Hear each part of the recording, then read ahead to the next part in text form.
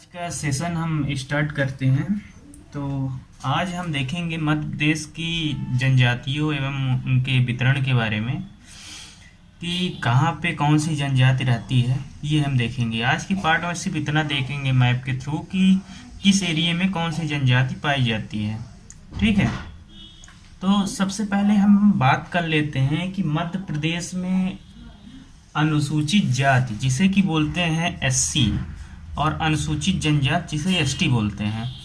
तो मध्य प्रदेश में अनुसूचित जनजाति की जनसंख्या प्रतिशत क्या है, जनजाति का जनसंख्या प्रतिशत क्या है।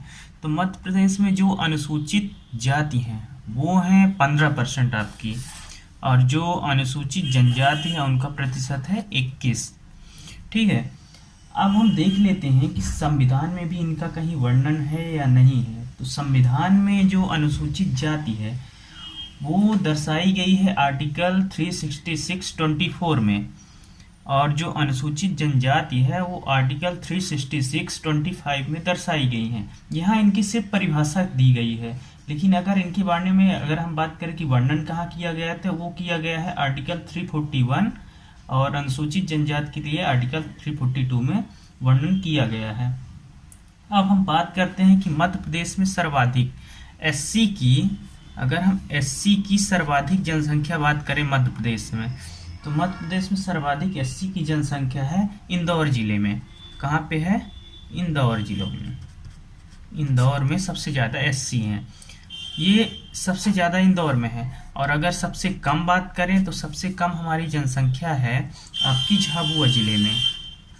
झाबुआ जिले में एससी की सबसे कम जनसंख्या कहाँ पे है? झाबुआ जिले में। और अगर हम एसटी की बात करें, एसटी की जनसंख्या कहाँ ज़्यादा है कहाँ कम है, तो धार में आपको सबसे ज़्यादा अनुसूचित जनजातियाँ मिलेगी। धार में अनुसूचित जनजातियाँ सबसे ज़्यादा मिलेगी, और इनकी जनसंख्या सबसे कम आपको मिलेगी भिंड में। भिंड में इनकी जनसंख्या सबसे कम है। ठीक, अब हम बात करते हैं कि इनके जनसंख्या के जनजाति क्रम का आधार के मतलब कौन सी जनसंख्या सबसे ज़्यादा है, कितनी ज़्यादा है, मध्य प्रदेश में इसका क्या परसेंटेज है, भारत में क्या परसेंटेज है, ये हम देखते हैं।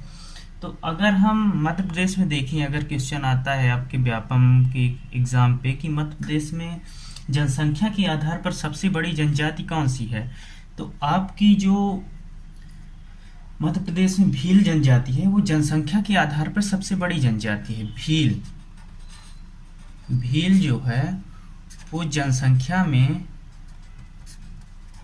सबसे ज़्यादा है, जनसंख्या में सबसे ज़्यादा है। ठीक है, सबसे ज़्यादा मध्य प्रदेश में है भील जनजाति। लेकिन यही अगर हम भारत में क्वेश्चन आ जाए कि भारत में सबसे ज़्यादा कौन सी जनजाति है, फिर वहाँ पे हम गोंड लगाएंगे। ठीक है, लेकिन अगर एक और क्वेश्चन आता है कि मध्य प्रदेश में क्षेत्रफल आधारित सबसे बड़ा जनजाति समूह कौन सा है, तो वो होगा गोंड। क्षेत्रफल आधारित अगर पूछता है तब हम लगाएंगे गोंड। अगर हम जनजातियों का क्रम देख लें कि कौन ज़्यादा है कौन कम है, तो आप देखेंगे कि अगर हम बात करते हैं तो सबसे ज़्यादा हमारी हो जाएगी आपकी भील, फिर आपकी गोंड,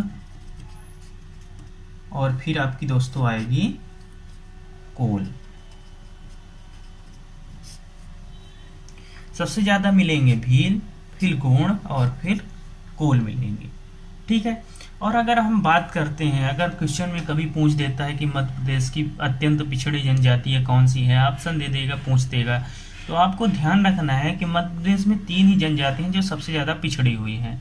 एक तो होती है आपकी सहरिया, एक सहरिया जनजाति, दूसरी आपकी है भारिया जनजाति, और तीसरी है बैगा जनजाति। ये मध्य प्रदेश की अत्यंत पिछड़ी हुई जनजातियाँ हैं।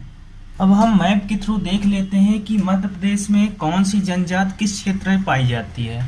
आपको तो पता होगा कि ये हो गया मेरा नॉर्थ, उत्तरी क्षेत्र, ये साउथ, दक्षिणी क्षेत्र, ये हो गया पूर्वी क्षेत्र, और ये पश्चिमी क्षेत्र। मतलब ऊपर की तरफ अगर हम जाते हैं तो ये है उत्तरी, ये हो गया हमारा पूर्वी, नीचे की तरफ दक्षिणी, और ये हमारा हो गया पश्चिमी क्षेत्र। तो हम देख लेते हैं कि अगर हम बात करें अपने उत्तरी क्षेत्र में, इधर ऊपर की तरफ ये वाला पूरा इलाका, इधर हम देखें कि हमारा हमारी कौन सी जनजातियां पाई जाती हैं, तो उत्तरी क्षेत्र में आपकी मिलेंगी 3 जनजातियां, सहरिया सहरिया जनजाति, फिर खैरवार जनजाति आपकी इधर मिलेगी आपकी खैरवार, और एक जनजाति और मिलती है सोर जनजाति, जो कि इस इलाके में मिलती है, सोर जनजाति। तो सहरिया, सोर और खैरवार जनजाति मिलेगी उत्तरी क्षेत्र में। अगर हम पूर्वी क्षेत्र की बात करें तो पूर्वी क्षेत्र में हमारी मिलेगी कोल, पनिका, यहाँ पे मैं लिख भी देता हूं, कोल, पनिका, और हमारी मिलेगी मुड़िया, फिर मिलेगी उराव, और फिर मिलेगी बैगा।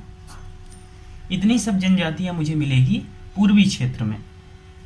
मध्य क्षेत्र में अगर हम बात करें कौन कौन सी जनजातियां मिलती हैं, तो मध्य क्षेत्र में आपकी मिलेगी 2 जनजातियां।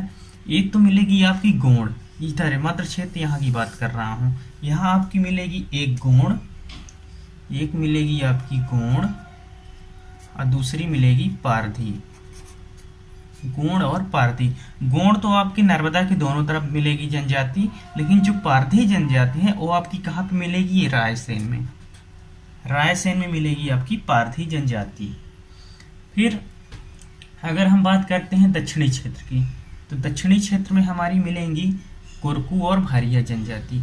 कुरकू हमारी मिलेगी बैतूल में, ये कुरकू जनजाति, और भारिया जनजाति हमारे मिलेगी छिंदवाड़ा में। ठीक है। और अब हम आते हैं पश्चिमी क्षेत्र में, तो पश्चिमी क्षेत्र में हमारी मिलेगी भील जनजाति और बंजारा जनजाति। ठीक है। बंजारा ये राजस्थान बॉर्डर पे भी मिलती है, इधर एमपी में भी मिलती है। तो भील जनजाति मिलेगी इधर आपकी ये झाबुआ, अलीराजपुर, धार, इधर ये इलाके में, इधर मिलेगी आपकी भील जनजाति। ठीक है। अब हम एक बार प्रॉपर देख लेते हैं कि कौन से एरिए में या कौन से जिले में कौन सी जनजाति पाई जाती है, जिससे क्या होगा कि आपको क्लियर पता चल जाएगा कि हाँ इधर ये जनजाति पाई जाती है। तो सबसे पहले अगर हम आते हैं सहरिया जनजाति पे, तो सहरिया जनजाति आपकी ये पूरे इलाके में श्योपुर, मुरैना, भिंड, ग्वालियर, शिवपुरी, ये इधर इलाके में आपको मिलेगी सहरिया जनजाति। खैरवार जनजाति की बात करें तो टीकमगढ़, छतरपुर, इधर मिलेगी आपको खैरवार जनजाति। अगर हम बात करते हैं ये गोंड पारधी का, तो मैंने बता दिया रायसेन जिले में मिलेगी, गोंड नर्मदा के दोनों तरफ मिलेगी। अब अगर हम बात करें भील जनजाति की, झाबुआ, अलीराजपुर, धार, इधर मिलेगी भील जनजाति। कुरकू जनजाति मिलेगी बैतूल में, कुछ छिंदवाड़ा में भी मिलेंगी। भारिया जनजाति मिलेगी छिंदवाड़ा में। और अगर हम बालाघाट में देखें तो यहाँ एक और जनजाति मिलेगी हलवा जनजाति, ये मिलेगी बालाघाट में। बैगा जनजाति आपकी मिलेगी मंडला, डिंडोरी, इधर आपकी मिलेगी बैगा जनजाति। अब अगर हम बात करें कोल जनजाति की, तो कोल जनजाति आपकी मिलेगी रीवा, सीधी, सिगरौली, इधर आपकी मिलेगी कोल जनजाति। पलिका जनजाति की बात करें, पनिका जनजाति आपकी मिलेगी रीवा और शहडोल। तो दोस्तों आज के सेशन में बस इतना ही। भाग 1 में हम इतना ही पढ़ेंगे। नेक्स्ट पार्ट हम लेके आएंगे भाग 2, जिसमें कि हम जनजातियों के बारे में पढ़ेंगे। जैसे भील जनजाति है तो भील जनजाति के बारे में पूरा डिस्कस करेंगे। तो थैंक यू, चलिए मिलते हैं अपने नेक्स्ट सेशन में।